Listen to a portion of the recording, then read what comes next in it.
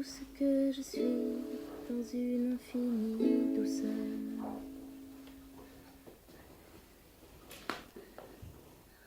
En fait, simplement goûter ça ensemble, c'est déjà complet.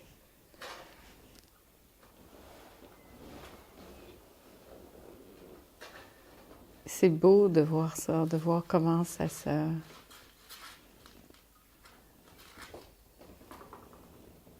comment ça se goûte.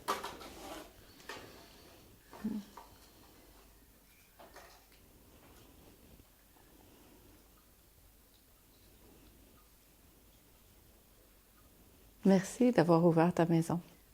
Ouais. Tu vois, hein? C'est une immense joie pour moi. Ouais. C'est une surprise, hein? Ouais.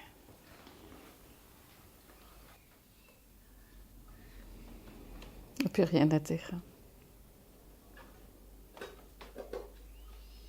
Simplement être là ensemble, c'est complet. C'est beau, ça.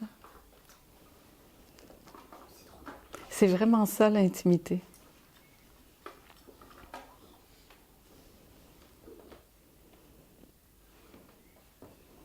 Est-ce que ça peut goûter cet intime-là maintenant?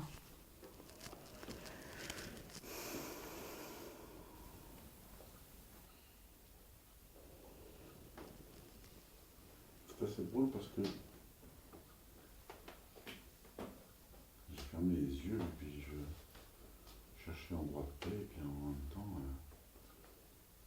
j'étais en train de chercher quelque chose. Et puis c'est vrai qu'il y a des choses qui arrivent, plus ou moins qui arrivaient là, mais j'étais là, mais tu pourrais pas bien te foutre la paix. Ou à chercher quelque chose où il n'y a rien à aller chercher quoi, en fait. Il serait peut-être temps de te foutre la paix. Ouais. C'est beau. Mm.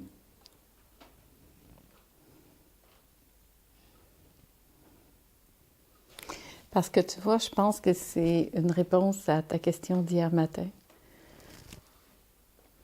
C'est comme... ça tombe dans un état un peu vaseux, je sais pas comment tu l'appelais, là. Parce que ça se décourage de pas toucher cet état-là. Mm. Où ça... Mais en fait, c'est comme s'il y a un état qui est cherché, effectivement. Mm. Plutôt que de juste être là avec ce qui est là, dans l'instant. Parce qu'en fait, il n'y a pas d'état à atteindre.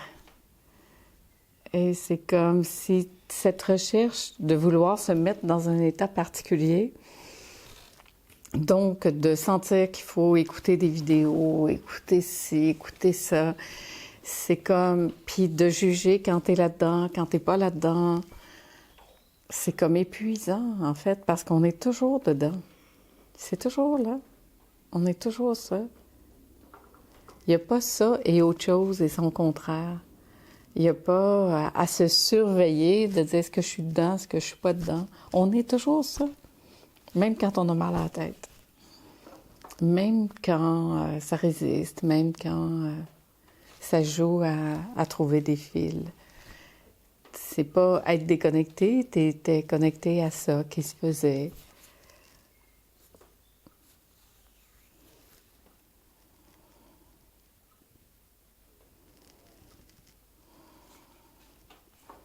Il y a peut-être à voir que quoi que je fasse, ça c'est là.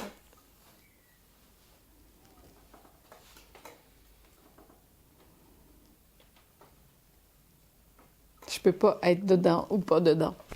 Je peux être que dedans tout le temps.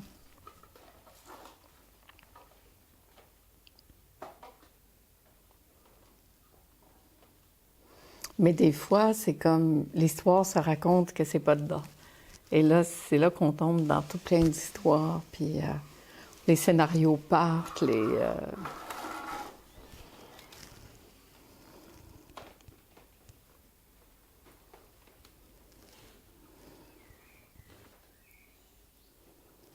Est-ce que ça peut être plus simple?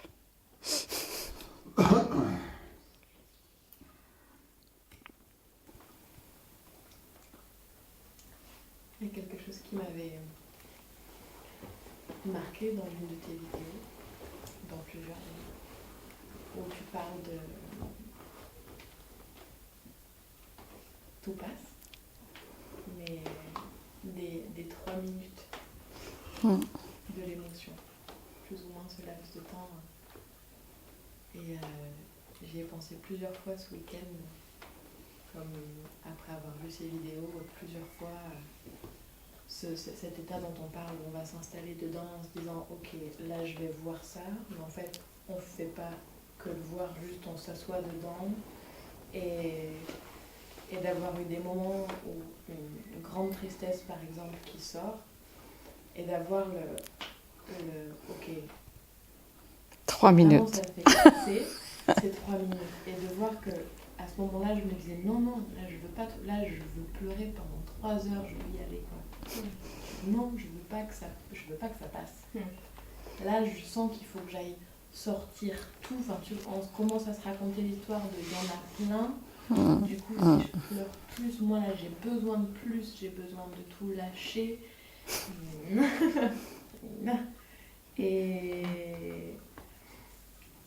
Et à ce moment-là, en plus, il y a un espace qui juge ça. Tu vois, tu es en train de te complaire dans l'émotion, et du coup, on rajoute une couche de violence encore une fois. Ben oui.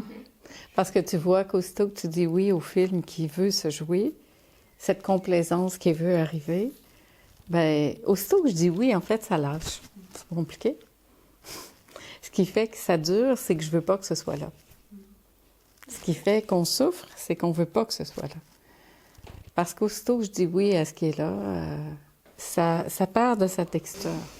Puis j'aime beaucoup aussi que tu dis que des fois, ça se raconte l'histoire qu'il faut que ça pleure pendant 3 heures, puis qu'il faut que ça sorte ça. Et ça, là, moi, j'en peux plus de ça. Cette idée qu'il faut qu'on sorte ça de soi. C'est comme si on était sale ou... on s'est fait ce cinéma-là, tu sais, là, il faut que je vois vraiment c'est quoi, il faut que je le sorte, il faut que... j'ai rien à sortir. Il n'y a rien à sortir. Mais une réelle émotion, c'est 3 minutes.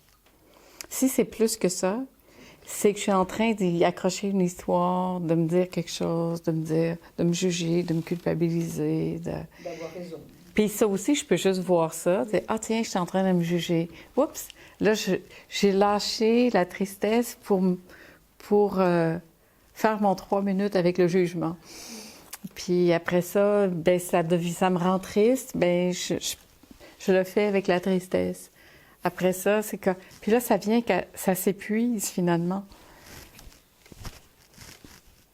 Parce qu'on tourne toujours autour des mêmes affaires. Hein? Parce que souvent, on va rentrer dans une peur, puis là, on respire la peur, puis là, en fait, c'est la tristesse qui arrive. Puis là, finalement, la tristesse, ça lâche, puis là, ça fait cette espèce d'humour de « Ah, OK. Finalement, c'était quoi, donc, au début? » Et très souvent, on ne sait même pas d'où on est parti. C'est quoi qui a lancé tout ça? Bien, c'est déjà disparu. L'ego, il s'accroche quand même, tu vois. Il y a un truc qui dit non, mais quand même, tu vois. Non, mais quand même, ouais. Et je me dis, enfin, cette partie-là dit, non, mais là, par exemple, s'il y a un gros drame dans ma vie, je ne vais pas pleurer que 3 minutes, quoi. Là, je vais pleurer 1 semaine, 10 jours, au moins. Alors que c'est vrai que, finalement, si c'est toujours le soc et l'eau, le soc et l'eau, ça veut pas dire que ça va pas se représenter, mais ce sera ça sera, oui, c'est ça. Ça sera le ça, là, du moment.